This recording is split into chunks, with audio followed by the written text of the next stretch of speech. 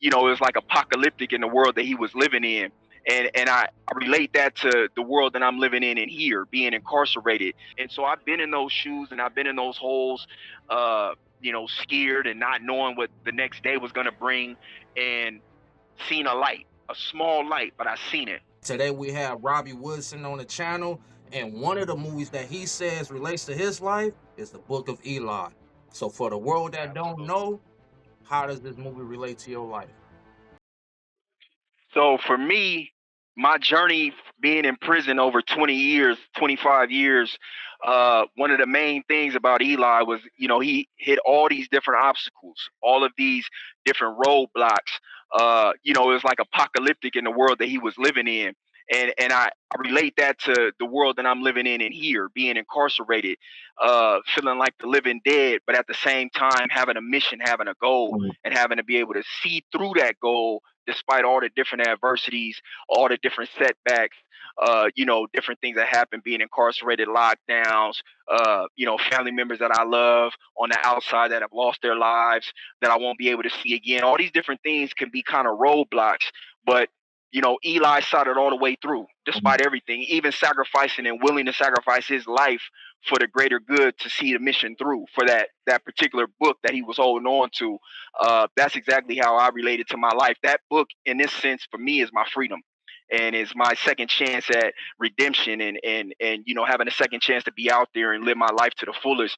That's my own personal book of Eli that I'm carrying with me through all these different adversities. Mm. Throughout our journey, we come across a lot of people who try to take you from your path. They try to confuse you, distract you, or even try to harm you because you have something that they want. It's like Eli, he gives great context. Is that when you're in alignment with your higher purpose and your higher power, like Right. all that smoke get to clearing. Like you get to navigating your way to where you're meant to end up. And then touching on the movie again with Mila Kunis, who followed him, when somebody That's right. else see that the fire that you're standing in is the same fire they're in, but yet you're using it to refine you, that can impact Mm, them and get them to believe. absolutely. And I'm sure there Absolutely. you have done things while incarcerated that got other people to see like, wow, it's possible because look at what Rob is doing, So if that's true, like touch on some of them things. So one of the main things, coming from a political background and all of those different things that you have in incarceration, the politics of it all, the rules of it all of these things that were inherited, I had to break free from that. That's number one. And also to show that breaking free and being your own man and standing on your own square is something that's possible. That was Mhm. the main one. Because when I first got into my rehabilitation about a decade and a half ago, uh, there were a lot of people that had the gift of gab that were able to go into these different circles and be in these different meetings and these different, 12-step groups and spill it out and say all the right stuff. But then we were coming back into the building and we were living a whole different life outside of what we were just telling everybody what we should and should not be doing. So there was something about that was really hypocritical, and it kind of harmed the way that I seen self help, and it harmed the way that I seen rehabilitation. It made me view it like, oh, okay, so I can really have one foot in here and one foot out and get to my final goal of being free, and that harmed me. It kept me in my criminality. It kept me in my addictions, and it just kept me in an antisocial behavior. And so in flipping that, I wanted to show people that you can actually do these groups and rehabilitate yourself and actually be sober and Mhm. actually step away from politics and actually be the stuff that we're living and be the stuff that we're preaching to these people, to be an example.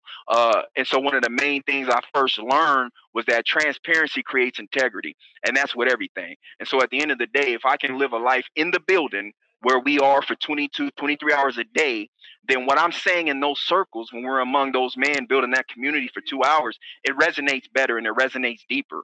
Because even if they're not on that, and even if they have one foot in, one foot out, they know that the guy that's teaching them and the guy that's facilitating to them is really on his square and he's really doing the things that he said he's doing, even if we're not. And there's a currency to that. ironically, that you can't purchase. You just can't purchase integrity, just like you can't purchase wisdom or experience. And so for me, that was the main one. I wanted to break that mold of people thinking, all right, I'm gonna just pop it and con my way out of prison. And then when you get out, you come right back because you were popping it and you were conning your way out of prison Right. and you were just lying to yourself. And then you get out there, you face adversity, and then you come right back. Me, I've already given over 2 decades to this place, so I'm trying to get out correctly. And that was the main thing, is just having transparency and having integrity and just showing people that, we can actually do this and be who we say we are. Right. And it's key for people that's listening to understand the narrative that you're living by. Everybody talks about the elephant in the room. I want to talk about the elephant that blends into the room, and that's narrative power. You know what I'm saying? A lot of people was in control of their narrative. Most people was being controlled by a narrative. You know what I'm saying? And the stories we tell ourselves will have a greater impact on our mind than even the narratives we grew up around. And when we touch on the movie with Carnegie, his whole mission was to get his hands on his book. That's going to allow him to push a certain narrative on the people and give him greater power because he understood it was a weapon. It's a weapon. And with that weapon, he will be using less brute force because now his influence will be greater. And a brute force that he do choose to use will be justified because of how he's using this weapon. So what were the narratives, touching on that you grew up on that influenced you unconsciously before you end up changing your narrative? Wow, that's a great question, man. I was born in the early '80s, and so I always use that as a qualifying statement. I'm noticing that because a lot of people understand what life was like in the '80s, and with crack and with women prostituting themselves for that, mass incarceration, domestic violence, all of that stuff, and so and obviously gang banging and everything else that was going on in that time. It was kind of like the height. The '80s was like the height of that. And I was a baby in that, but I kind of grew up in that and seeing, different narratives about how you treat women, seeing different narratives about how you interact with your family, seeing different narratives about what a family is in regards to like the gang culture and the gang setting and how that's a family, right? How to raise children, different things of that nature. These were all narratives that I inherited. A lot of things that I tell guys is that I survived crimes, and by that I mean you know what was happening in 1988, 87 would be considered a crime today, right? Like older homies blowing weed in your face or telling you to take a hit of the 40 or whatever the drink was. Like, Right. that's an actual crime today, right? That's what you call child endangerment or child abuse. But for me in the '80s, it was funny, right? It was something that you did, and you give them a little sip, and they make a little funny face, and they go run off and play. But that's something that you inherited as a child. That was like one of my first narratives, is that I associated drugs and alcohol and women with a good time. And that's what I wanted to do. I wanted to do what all the adults were doing at the time. I wanted to be a part of that. I would be called out of the room. They used to call me Booney. Booney, come out here, and mimic dances and all that stuff and entertain them and get a little laugh and then run back in the room. And so I'm seeing all of these different adult things going on, and that really imprinted on that child. Man, so many different narratives about life, and how to carry myself in life that were just wrong, that were just wrongly founded. Even going to school, all of these different narratives, they were all wrongly founded. However, now, it's like it took me to rearrange my entire belief system, my entire value system, and I had to do a lot of replacement. It wasn't about like just taking domestic violence, for example. It's like knowing one thing to know, you know, that it's wrong, right? Whether you put your hands on a woman or not. That's one thing to know that. But for me, it was having a greater understanding of why you thought that was okay in the first place, right? So it was about replacement.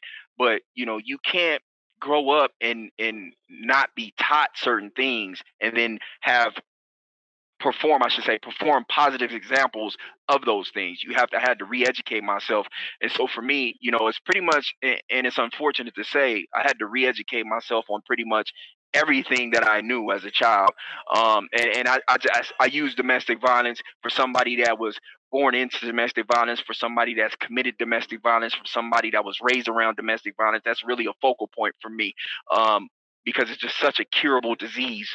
And it comes from a place of insecurity and low self-esteem, and dealing with abandonment issues and all these different things. But I had to be taught that. I had to re-educate myself about what is the origins of the violence and the anger, and understanding, like, that those are all secondary emotions. You're running away from fear. You're running away from, like I said, low self-esteem, things of that nature. So, I've gone about replacing pretty much all of my narratives, from family structure to drug abuse to gang life to violence, everything. I've had to dig it up by the root and replant, and I'm glad I did. I'm glad I did.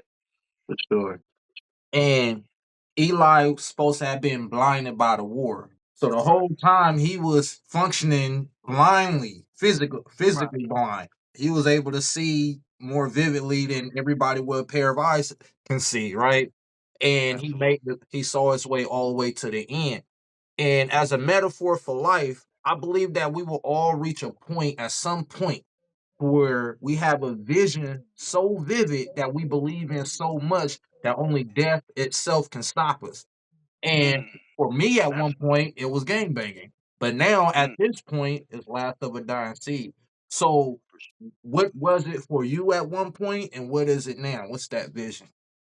Uh, the vision uh, before I got incarcerated, to use uh, a negative vision, was to take street life as far as to the extreme as I possibly could, to be as high in that as I possibly could, to go as deep in that as I possibly could. I wanted to overcompensate, uh, and be that guy, right, and be known for being that guy.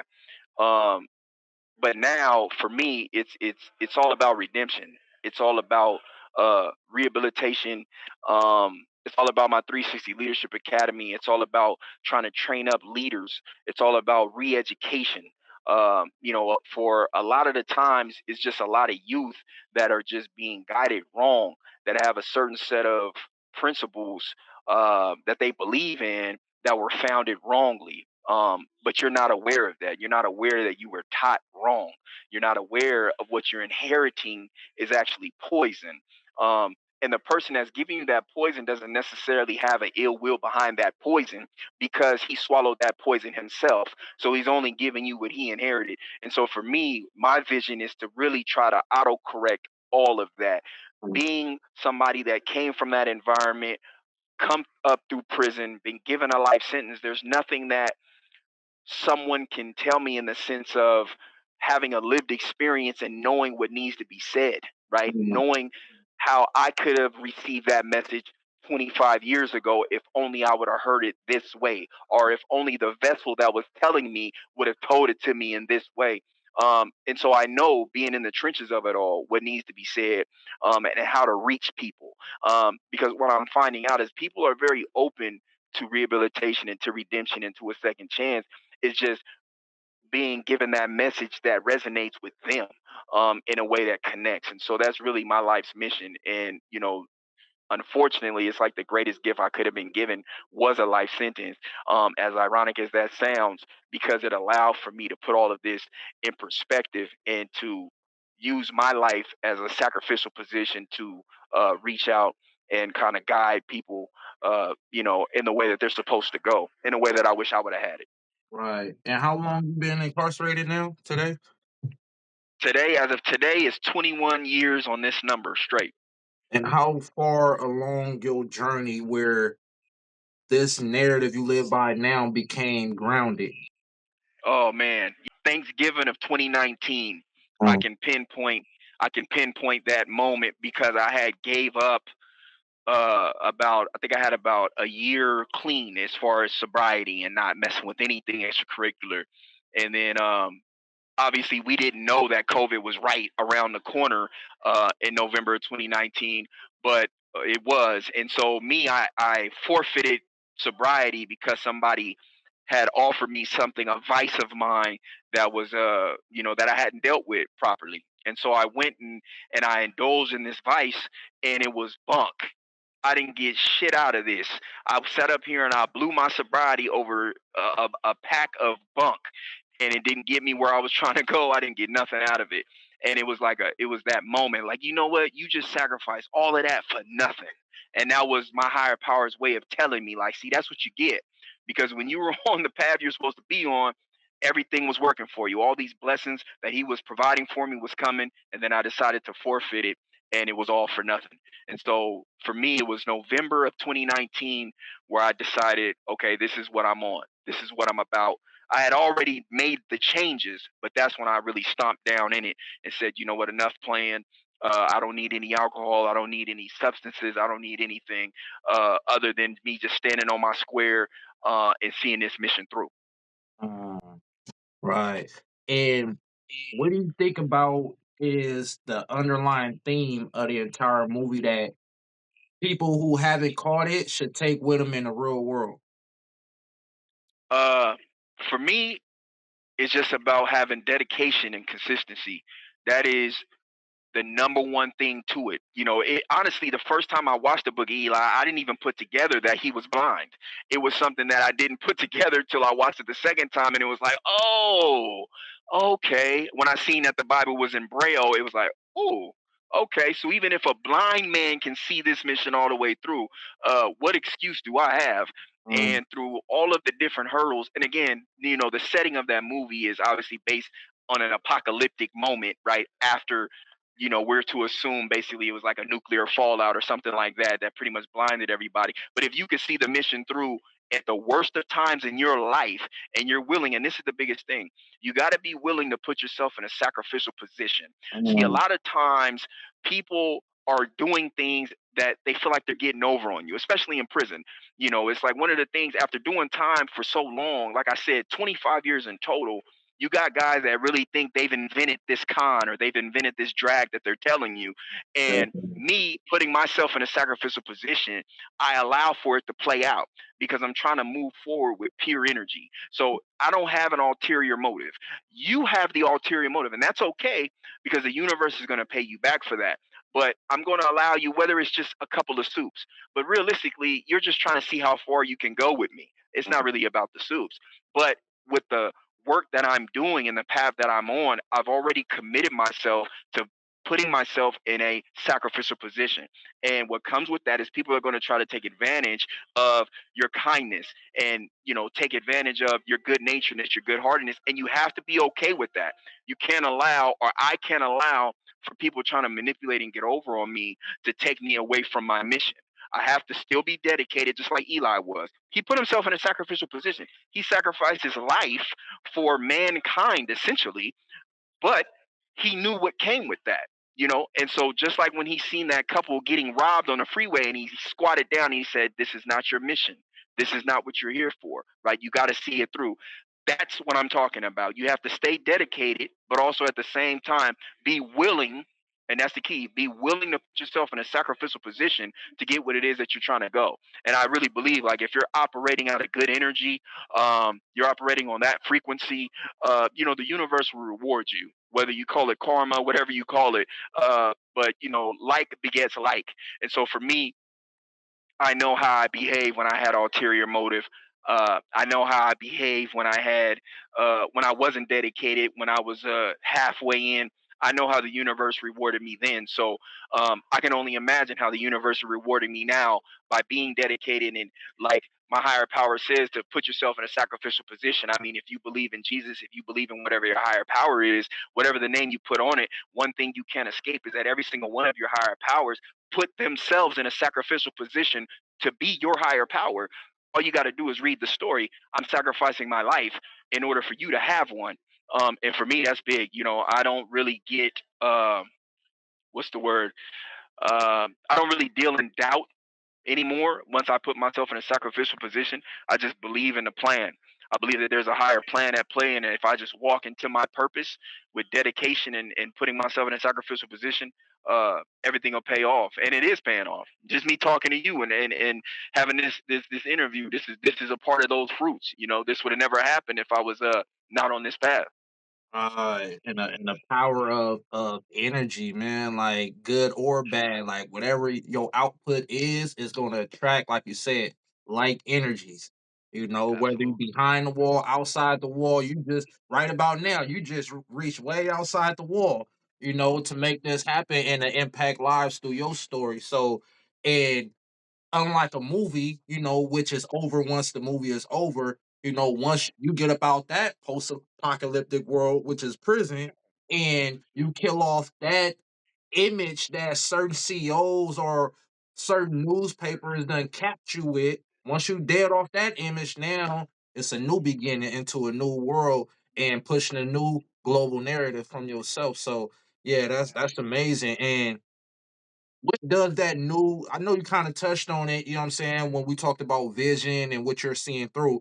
But like once you get up out of there, like what's your intent? What's your life looks like for you? So for me, it's my intent is to facilitate um and rehabilitate mankind, I should say. My niche is being able to reach people and to teach people and try to show them a different path. Whether it's addiction, whether it's just criminality in general, trying to take all the things that I've been taught and learned in here out there. Right. Some people call them mentors, some people call them facilitators, whatever, alcohol and drug counselors, whatever you call it. That is really my purpose. I really look at my life and look at all the things that I've survived, and it all has led me to this path. Taking my life's work and changing lives with it. To be able to be alive and to go through everything that I've gone through and to use my testimony and my experience um, to try to reach the next generation and those to come is huge for me. And my main motivation is my family. Is people that I've lost since I've been incarcerated, and that seen that in me, and I was just too, in my toxicity to walk into it. But for me, yeah, it's definitely about just paying it forward and using all of this time to reach the next generation. Okay. One of the reasons why I know this story is going to carry, not only because you know how to interpret the area of your ways as well as your vision for the future, and you actually walk it how you talk it. And everything in life, every piece of nature is more impressive when we're able to see the process. A butterfly is more beautiful when we know where it came from. You know what I'm saying? An oak tree is more impressive when we see the small seed that it sprouted from. So it's like the fact that people was hearing your process, I'm sure that's gonna carry, you know what I'm saying? For those of us who couldn't witness it with our own eyes, like we're still hearing about it. And what's like the last piece of message you want to leave for the viewers? You know what I'm saying? Let's say this is even on the tablets in prison and something is going to touch another inmate. Like what's a message you want to leave out there? One of the biggest ones is that you know redemption is possible. You're not your biggest mistake or your worst decision or the worst day of your life, and you hear that a lot, but I wanted to resonate deeper than that. As somebody that's been sitting with a life sentence for quite some time, and as somebody that had let down his family, and I had let down myself, and I could have been on a whole nother path in life, and people that passed away that were never able to see me even be on this positive tip. You get into these dark moments and you get into these dark holes, and addiction is fed off of that. It's fed off of the things that make you feel depressed, that make you feel regretful and things of that nature, and you can kind of be in that swirl, and it'll take you all the way down the drain. And what I want people to know is that, again, you are not your worst day. When things are looking dire, you know that on any given moment you can make that choice and you can turn it all around. There are so many people that did not believe in me. There are so many people that did not believe in my vision. There are so many people that were doubters, and a lot of that was due to me, right? Due to my own behavior and different things, and they were skeptical, like, I don't know if I'm going to buy into it. Mm. But at a moment's notice, that one decision can change your entire life, just like one decision changed your entire life to come into incarceration, or maybe somebody lost their life. It took one decision. And for me, it's like, look, I just have to have integrity.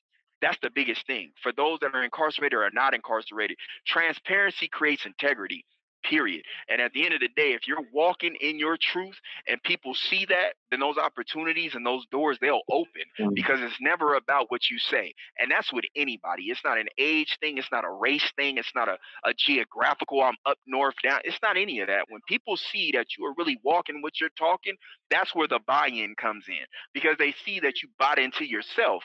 And so if you can buy into yourself, I can buy into you. You don't even have to sell it. And so I've been in those shoes and I've been in those holes, scared and not knowing what the next day was going to bring, and seen a light, a small light, but I seen it. And that was the main thing, it's just knowing that redemption is possible. You are not your worst day. And transparency creates integrity. If we don't say anything else to each other ever again, transparency creates integrity. And that's my motto. Absolutely. Y'all heard it here. Robbie Woodson, as his life relates to the movie, The Book of Eli. And I appreciate you for aligning your mission with my mission on Last of a Dying Seed and getting this out there, man.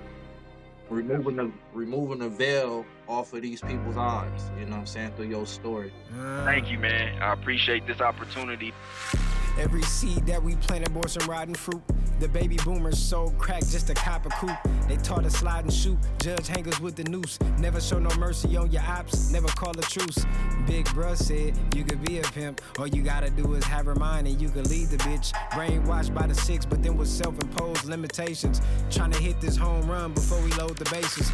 Never had no patience, all my partners died young, and yet and still we emulated examples that they died from. We was on the hype, call it learned behavior. Post your gun on Instagram, 100 on the cater.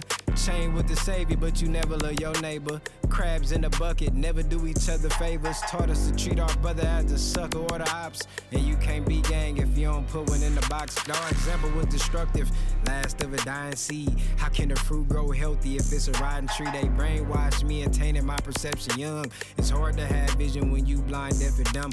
Our example was destructive, last of a dying seed. How can the fruit grow healthy if it's a rotten tree? They brainwashed me with this false propaganda. It's hard to grow healthy when your culture got the cancer.